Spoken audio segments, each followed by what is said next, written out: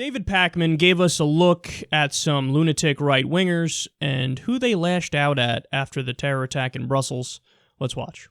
The horrible attack in Brussels yesterday, the Islamic terror attack in Brussels, has opened up the door for unhinged conservatives to criticize President Obama. Let's look at some tweets. First from Mark Thiessen, a former Bush speechwriter. Brussels under attack, Obama on a tourist trio in Havana with his family. Says it all.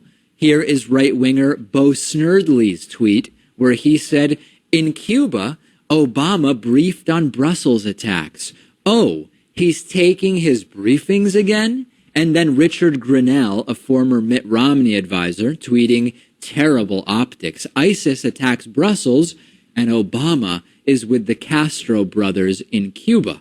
A Trump supporter then tweeting the incredibly astute suggestion, meanwhile, Obama drinking mojitos in Cuba. Hashtag fail. Hashtag Trump 2016. And here's a tweet from a self-described conservative constitutionalist on Twitter. Brace yourselves. Has anyone seen Obama denounce the murders in Brussels this morning? Must still be reveling in the police state ambiance of Cuba.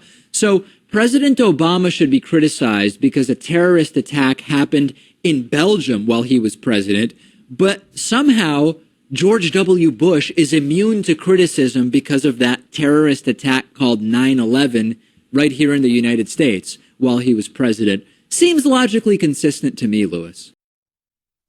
How are they not embarrassed? Did they not stop and think, like, okay, there's no logical connection there. Like, what? I don't know what you want him to do. What did you want him to do? Foresee an attack in Belgium, fly to Belgium beforehand and prevent it? Or after he saw it, did you want him to fly there and help with the cleanup and soothe the nerves? I don't know. What did you want? Trump said, yeah, he's in Cuba when it happened. Oh, typical. He should fly back to the White House. But what do you want him to do? Like, I don't understand what your point is. So he's working on diplomacy with Cuba, which, by the way, it's been successful. We're getting a lung cancer vaccine as a result of our reconnecting with Cuba. And we're also potentially bringing, a better, for example, free press situation there, free expression situation there, helping with human rights on the ground. And Raul Castro had his first open press conference in a very long time because Obama was there and they took questions from the press. So, there's some mutual benefit here. What did you want him to do? I don't understand what the argument is. And my favorite was the first tweet there because the guy's like, says it all. What do you mean it says it all? What does it say? It doesn't say anything. It says that you're a clown who can't help himself, and it's just a knee-jerk, reactionary, reflexive, like, Obama, fucking Obama. Like, that's your reaction, but that makes no sense. You're not making sense. But, look, I'm somehow still amazed every day, even though I cover this stuff every day, that the right is willing to be this stupid. Like, you would think there's some sort of, like, limit to how silly they're willing to make themselves look. There is no limit. No matter what it is, Obama. And then I think the more important part of this is whenever Obama does something that actually merits criticism, they got nothing to say. Because probably on the things where he should be criticized, they secretly agree with him. Or they're just not smart enough to notice when something is a real issue versus when something is a fake issue that they make up. Like, he was in Cuba. He was in fucking Cuba when something happened somewhere else in the world. He was in Cuba. So what could you criticize him for? And, for example, what have we criticized him for? Well, for example, he expanded NSA spying. Boom. There you go. And they don't even have to wander too far off their own safe grounds to talk about this because they always they scream about the Constitution. Now, they don't know a dick about the Constitution, but they scream about it like, Obama's violating the Constitution. Usually they say that when it comes to the Second Amendment, where Obama's, of course, not doing that. But all you have to say is, hey, Fourth Amendment, man. What are you doing? Protection from unreasonable search and seizure. You're collecting everybody's metadata. I see the fucking NSA thing you're building in Utah. What are you, crazy? That's how you attack them. But they can't. They just can't bring themselves to make a legitimate criticism.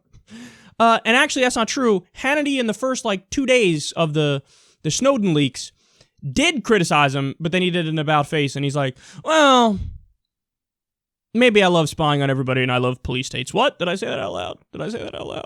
So if they did criticize him early on, they immediately flipped back, and now they haven't said a word since, even though that's still a ripe area for criticism.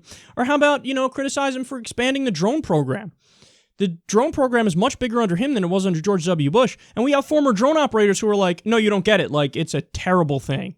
We have people who are drunk all the time. They kill kids, and they say this is a terrorist in training or a fun-sized terrorist. It's a disaster. Civilian casualties are through the roof. This is all happening under Obama.